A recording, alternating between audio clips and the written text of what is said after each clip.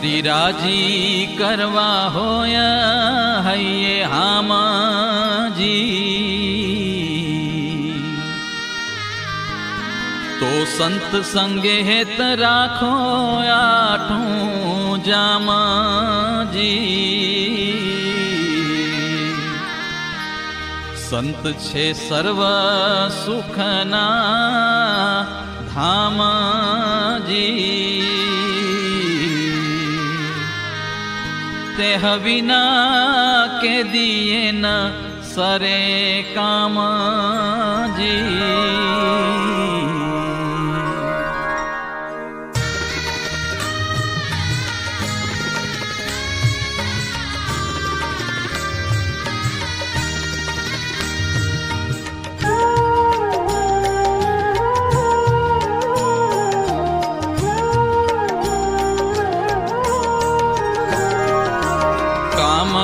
સરે સંત સંગ વિના ત્યારે તેને જ સોંપવા પ્રાણ, મન કર્મ વચને કરી થઈ રેવા સંતના વેચાણ।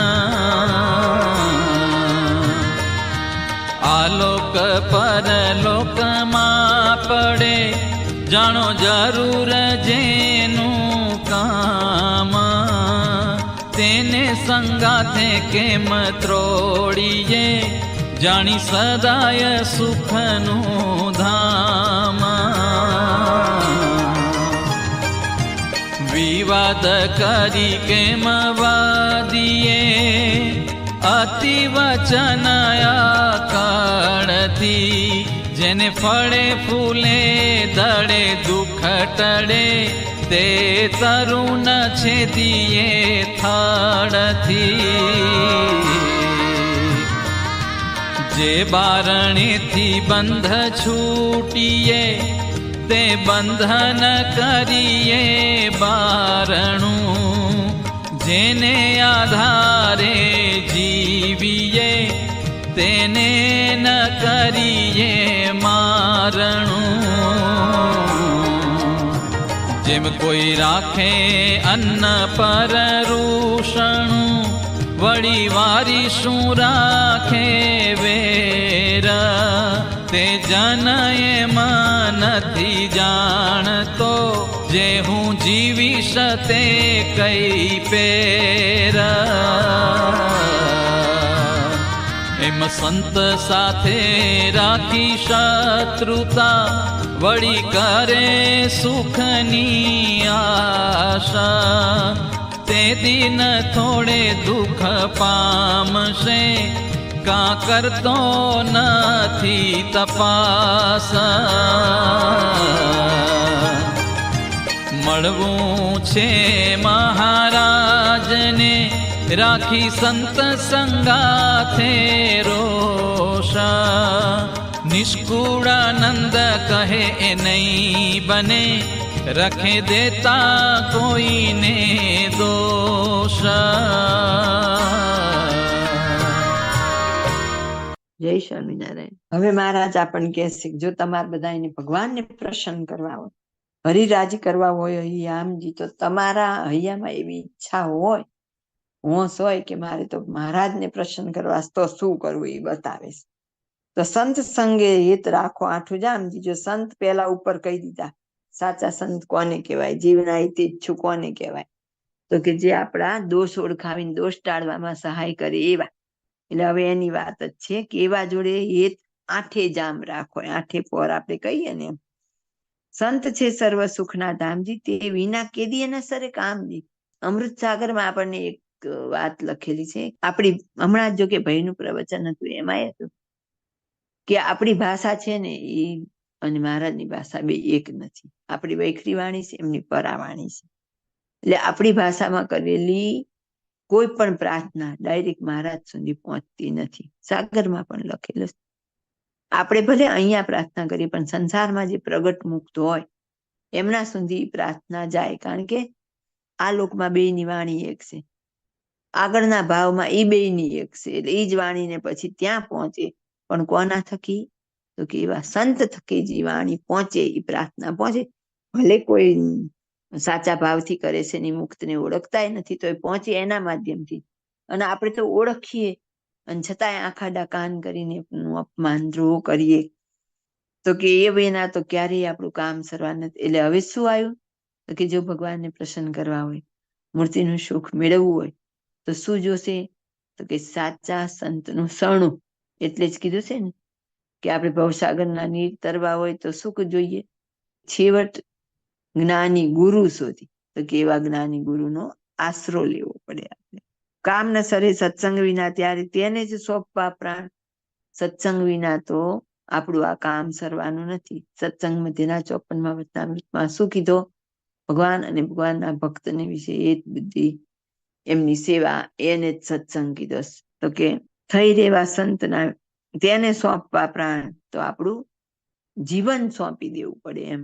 આપણે જો મહારાજને પ્રસન્ન કરવા હોય તો મન કર્મ વચને કરી થઈ રેવા સંતના વેચાણ. વેચાણ એટલે વેચાણ જો કોઈ થઈ ગયું હોય તો શું કહેવાય? ગુલામ. તો ગુલામનું શું કર્તવ્ય? તો કે જી હજુર. તો કે જી હજુર. આપણે એક નાના હતા ને ભણવામાં આવતું, રાજા ખાય રીંગણા એવો પાઠ આવતો. તો અકબર ને થોડાક દિવસ રીંગણાનું શાક એક દિવસ ખાધું ને તો બહુ ભાવ્યું. પછી ખાતા જાય ને બિરબલ પાસે વખાણ કરતા જાય તો એમ કે હા રાજા રીંગણા બહુ સારા. રાજા કે ગુણકારી? તો કે હા રીંગણા ગુણકારી. જે કે ને એમાં હા. પછી રસોડે ખબર પડી કે રાજાજીને તો રીંગણાનું શાક બહુ જ પ્રિય છે. એટલે રોજે રોજ રીંગણા જ આવે, રોજે રોજ. પછી એટલા આપકે પડી ગયા, પછી તો રાજાએ રીંગણાની નિંદા ચાલુ કરી દીધી. તો કે રીંગણા બહુ ખરાબ. તો બિરબલ કે આ ખરાબ. એ કે રીંગણા બહુ ગરમ. તો કે આ ગરમ.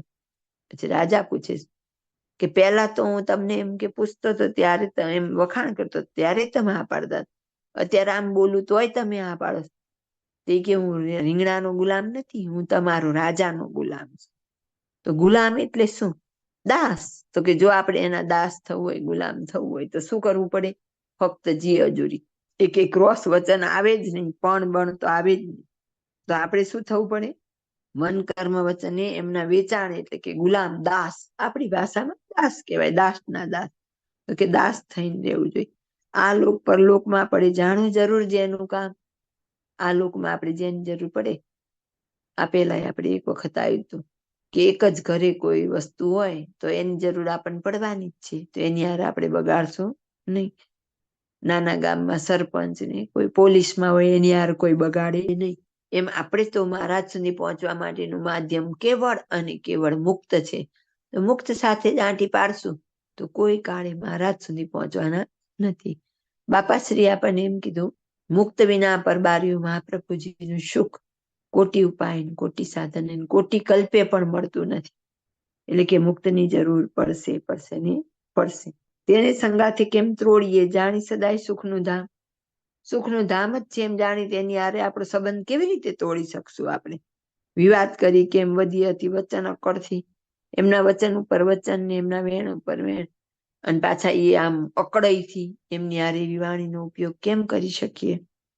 જેને ફળે ફૂલે દળે દુઃખ ટળે તે તરુણ છેદીએ થળે. જેના ફૂલ ફળ એનું થળ એનો રસ એ બધાથી આપણું દુઃખ ટળતું હોય, એવું જે આપણા આંગણામાં વૃક્ષ હોય તો એને આપણે હાવ થડેથી છેદી નાખશું ખરા? એમ મુક્તના વચન ઉપર વચન લાવીએ છીએ તો આપણે મૂળમાંથી જ કાપીએ છીએ. એમ જે બારણેથી બંધ છૂટીએ તે બંધ ન કરીએ બારણું. જે બારણામાંથી આપણે ક્યાંય કેદ કરેલા હોય અને આપણે નીકળવાનું હોય તો એક દરવાજો હોય એમાંથી જ નીકળાય. તો કે એવું જ જે બારણું હોય આપણું, એટલે કે જન્મ મરણ રૂપી રોગ આ સંસારનું ચક્ર, એમાંથી આપણે મોક્ષ મેળવીને મહારાજની મૂર્તિ પામવા માટેનું જે માધ્યમ હોય, અને એ એક દરવાજાનો જ આપણે જયારે છેદ કરી દઈએ અને ઉડાડી દઈએ, દરવાજો બંધ કરી દઈએ, તો મોક્ષ કેવી રીતે થશે આપણો? જેમ કઈ રાખે અન્ન પર રૂસણું વળી વારીશું રાખે વેર. ભૂખ તો લાગી હોય ને અન્ન હારે જ આપણે વેર બાંધીએ ને પાણી હારે વેર બાંધીએ તો તરસ કે ભૂખે કઈ સમય ખરું? તે જન એમ નથી જાણતો જે હું જીવીશ કઈ પેર. તો કે મારું જીવન જ પણ આ પાણી ને અનાજ છે. એમ મહારાજને પામવા માટેનું આપણું જીવન કોણ હોવું જોઈએ? તો કે મુક્ત હોવા જોઈએ આપણે. એટલે ખબર છે ને બાપાશ્રીની આગળ લખીએ, જીવન પ્રાણબજી બાપા. એમ સંત સાથે રાખી શત્રુતા વળી કરે સુખની આસ. સંત સાથે વેર કરીએ અને જે પંચ વિષયના સુખ છે એની આશા રાખીએ. તે દિન થોડે દુઃખ પામશે કે આ કરતો નથી તપાસ, તો કે થોડાક દિવસમાં જ દુઃખ પામશે, અત્યાર તને થોડા દી નહીં દેખાય, સમય આવશે ત્યારે ચોક્કસ દેખાશે. એવી અંદર તપાસ કેમ નથી કરતો? એટલે કે હાર જીતની, નફા નુકસાનની આપણે દરેક વસ્તુમાં ગણતરી રાખીએ. તો કે આમાં કેમ તમે હિસાબ નથી કરતા કે જો હું ખોટાના હાથમાં જઈ ચડીશ તો મારું તો બગડી જશે. મળવું છે મહારાજને, રાખી સંત સંગાથે રોજ, તો કે મુક્તથી દાંટી પાડવીશ, અને મળવું મહારાજને કોઈ કાળે શક્ય બને? નિષ્કુળાનંદ કહે નહીં બને. રખે દેતા કોઈને દોષ, તો કે એવું તો ક્યારેય બનશે જ નહીં. ને તમે બીજા ઉપર દોષ ન નાખશો, તમે તમારી અંદર તપાસ કરો કે શાસ્ત્ર મુજબનું આપણું જીવન છે, તો વગર કીધે ખબર પડી જશે. જય સ્વામિનારાયણ.